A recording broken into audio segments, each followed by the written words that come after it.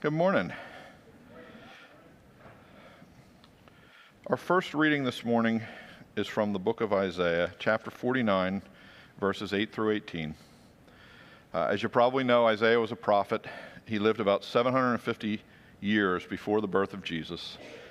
He lived in a time of great turmoil when foreigners were constantly attacking the kingdoms of Israel and Judah, which is where God's people lived. Isaiah warned people to be faithful to God's law, but he also spoke words of hope and comfort that God gave to him. And this is what the Lord says. In the time of my favor, I will answer you, and in the day of salvation, I will help you. I will keep you, and I will make you to be a covenant for the people, to restore the land, and to reassign its desolate inheritances, to say to the captives, come out, and to those in darkness, be free. They will feed beside the roads and find pasture on every barren hill. They will neither hunger nor thirst, nor will the desert heat or the sun beat down on them. He who has compassion will guide them and lead them beside springs of water. I will turn all my mountains into roads, and my highways will be raised up. See, they will come from afar, some from the north, some from the west, some from the region of Aswan, which is to the south, actually. Shout for joy, you heavens. Rejoice, you earth. Burst into songs, you mountains. For the Lord comforts his people and will have compassion on his afflicted ones. But Zion said, the people of the Lord said, the Lord has forsaken me. The Lord has forgotten me. Can a mother forget the baby at her breast and have no compassion on the child she has borne? Though she may forget, I will not forget you. See, I have engraved you on the palms of my hands. Your walls are ever before me. Your children hasten back, and those who laid you waste depart from you. Lift up your eyes and look around. All your children gather and come to you. As surely as I live, declares the Lord, you will wear them all as ornaments. You will put them on like a bride. So in this passage from Isaiah, we find a powerful image of God's nurturing love. The prophet speaks about God's promise to us, his covenant, to restore his people, rejuvenate the land, and rebuild our relationship. Do you think it's possible for a mother to forget her baby or to have no compassion for her child? Of course not. A mother's love is incredibly powerful and all-consuming. Yet even the most steadfast human love pales in comparison to God's love for each one of us. God's covenant, his promise, his commitment to us is more spectacular than we can even imagine or understand. The creator of the universe and of all living things is promising his presence, his attention, and his unending care to each one of us. The next reading this morning is from Psalm 139, verses 7 through 18. Like the previous passage from Isaiah, it talks about the ever-present nature of God in our lives. Both of these, we talk about moms, the ever-present nature of moms in our lives on Mother's Day, right? Moms are always there with us. Moms are always supporting us. Moms are always caring for us. And God is like a mother in that way. The psalmist writes, where can I go from your spirit? Where can I flee from your presence? If I go up to the heavens, you are there. If I make my bed in the depths, you are there. If I rise on the wings of the dawn, if I settle on the far side of the sea, even there your hand will guide me. Your right hand will hold me fast. If I say, surely the darkness will hide me and the light become night around me, even the darkness will not be dark to you. The night will shine like day, for darkness is as light to you. For you created my inmost being. You knit me together in my mother's womb. I praise you because I am fearfully and wonderfully made. Your works are wonderful. I know that full well. My frame was not hidden from you when I was made in that secret place, when I was woven together in the depths of the earth. Your eyes saw my unformed body. All the days ordained for me were written in your book before one of them came to be. How amazing are your thoughts concerning me, God! How vast is the sum of them!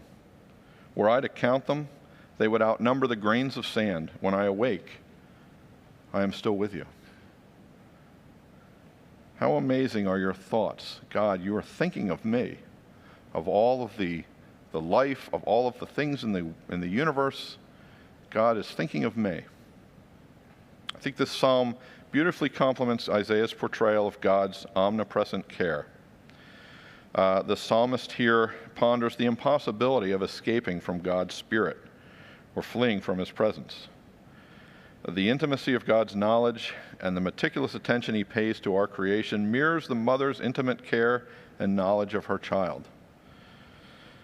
The amazing thing is that God doesn't even need a phone app to keep track of us, right? We use the Life 360 app, so we know where the kids are, who they're running around with. It tells us when the boys are speeding, which unfortunately is way too often.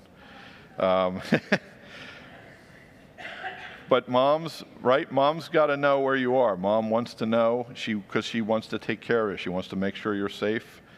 And just like mom learns all the needs of her children and the nuances of her different children and understands them and adapts to those things, that's the way God understands us completely, from our first moments to our last.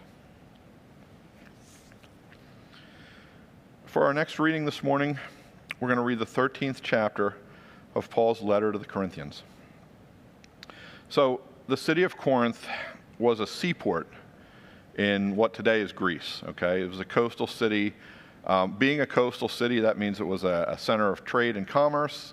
And so you had a lot of different people there, a lot of different cultures, people from all over the known world of the time, the Roman world, lived there. Kind of like New York or London today, right? Cosmopolitan, urbane city.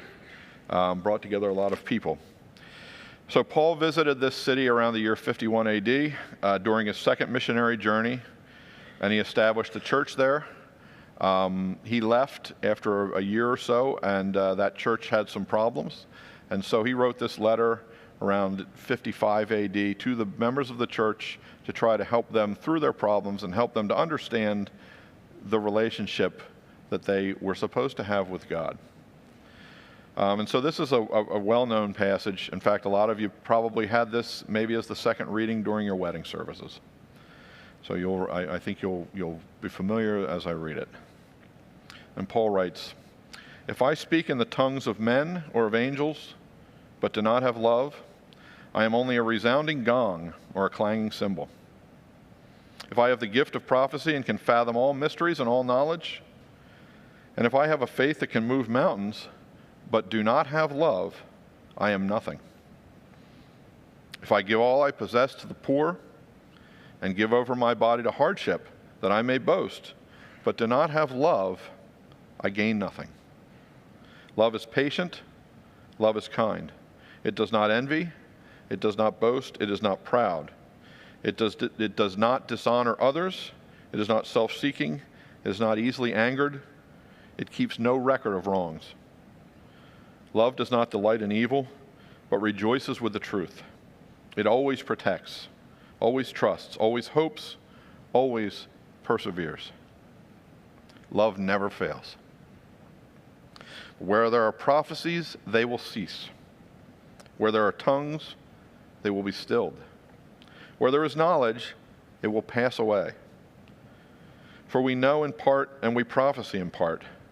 But when completeness comes, what is in part will disappear. When I was a child, I talked like a child. I thought like a child. I reasoned like a child.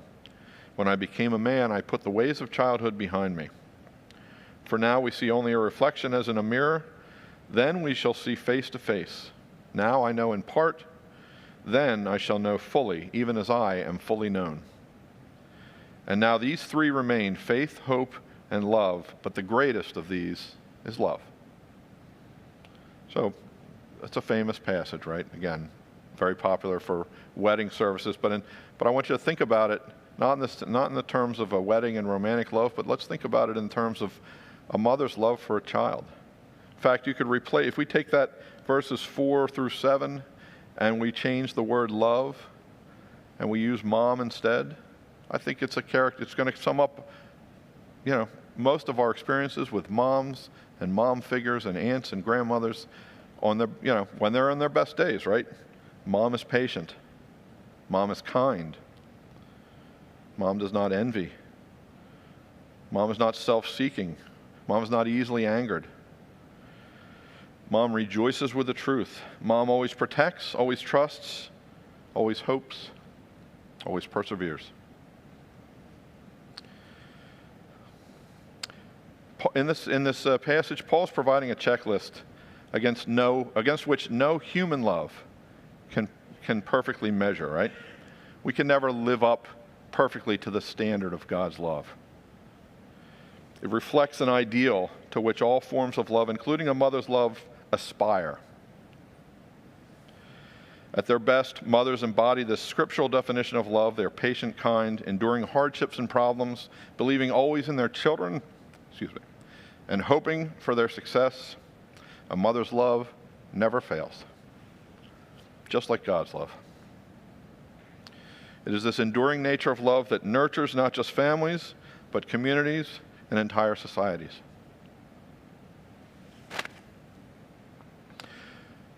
Our gospel reading this morning is from the book of Luke. It is chapter 2, verses 41 to 52, for those who'd like to follow along. This is a story from the life of Jesus before he began his public ministry. And I think it really illustrates the anxieties and the joys of motherhood. Every year, Jesus' parents went to Jerusalem for the festival of the Passover. When he was 12 years old, they went up to the festival according to the custom.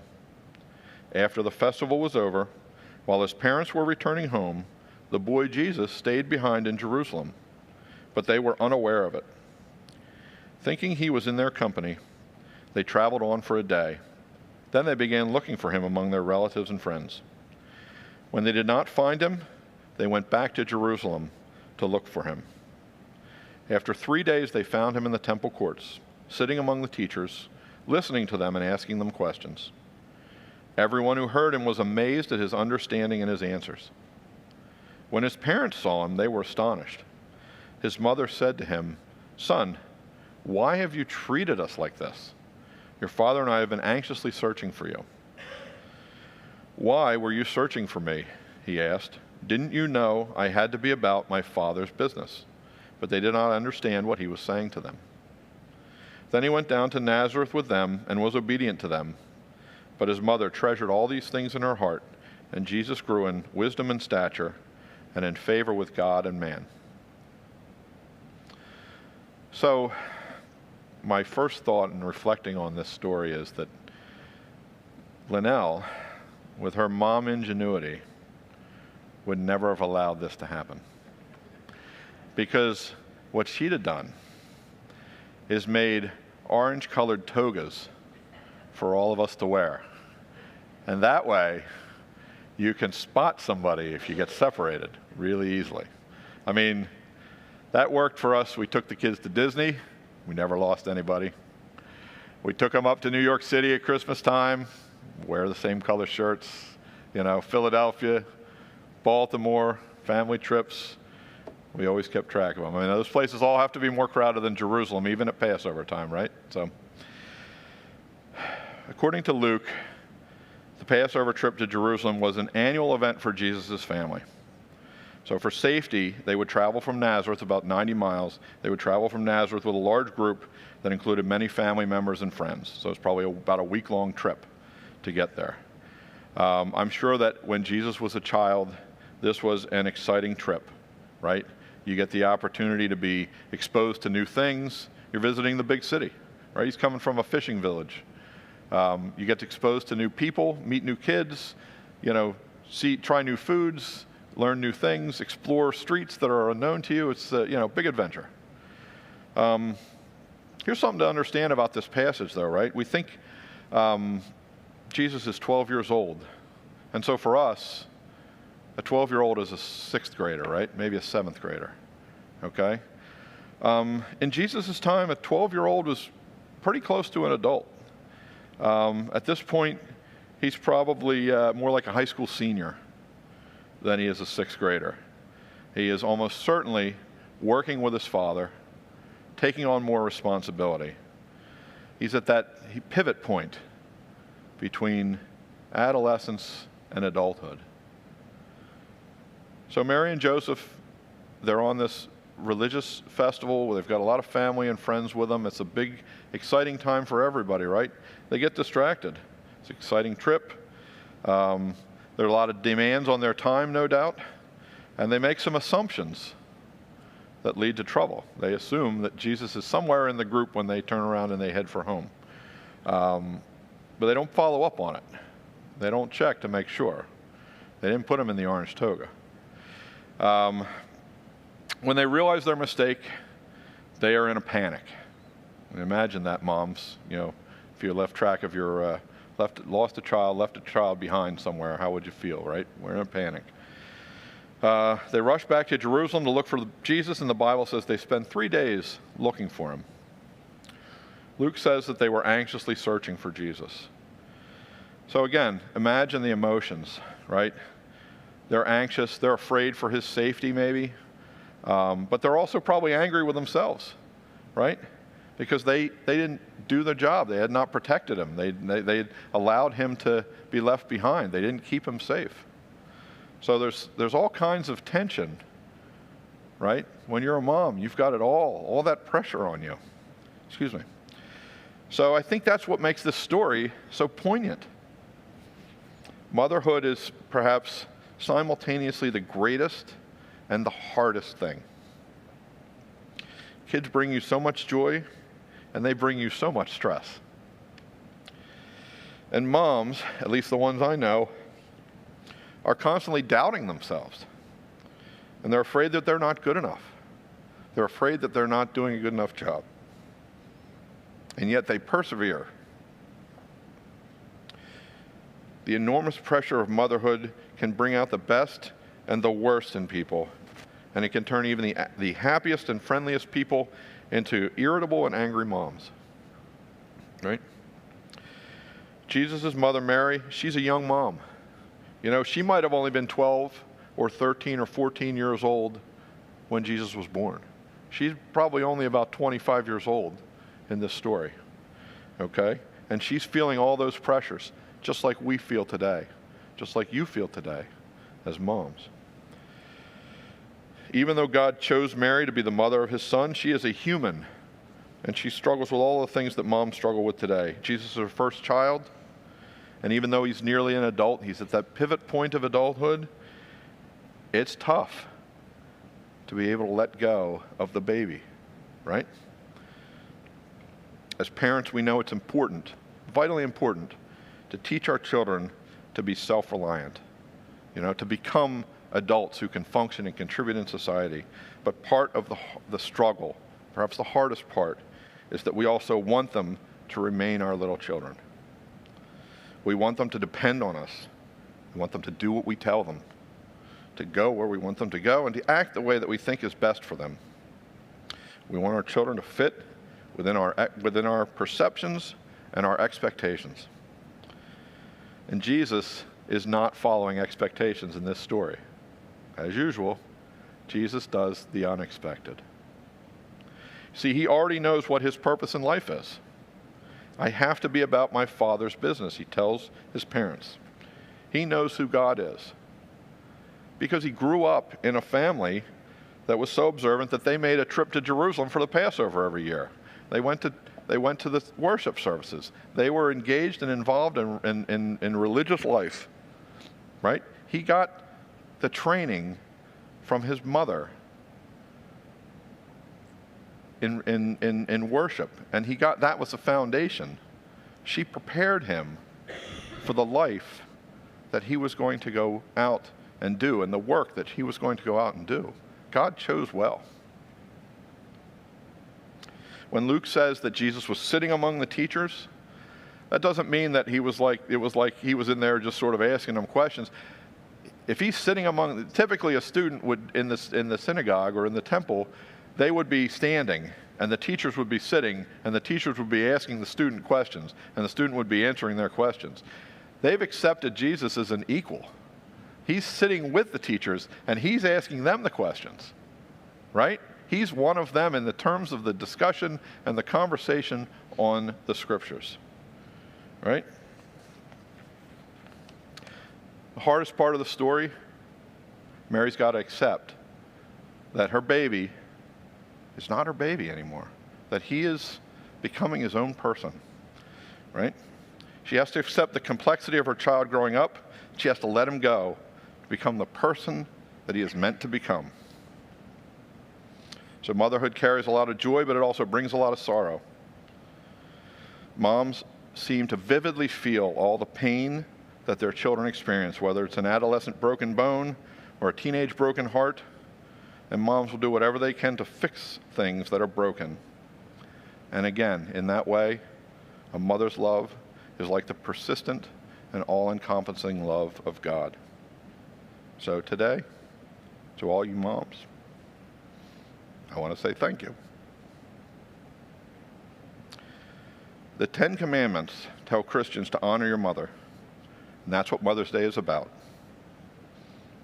So as we go out today, if we want to truly honor our mothers today, our mothers, our grandmothers, aunts, uncles, and the women in our lives that make our lives special, that fill our lives with love and compassion and care, then what we need to do is embrace God's broader call that we nurture and care for people within our community. Our gestures of kindness and help, our words of encouragement, these are the most fitting Mother's Day tribute that we could give.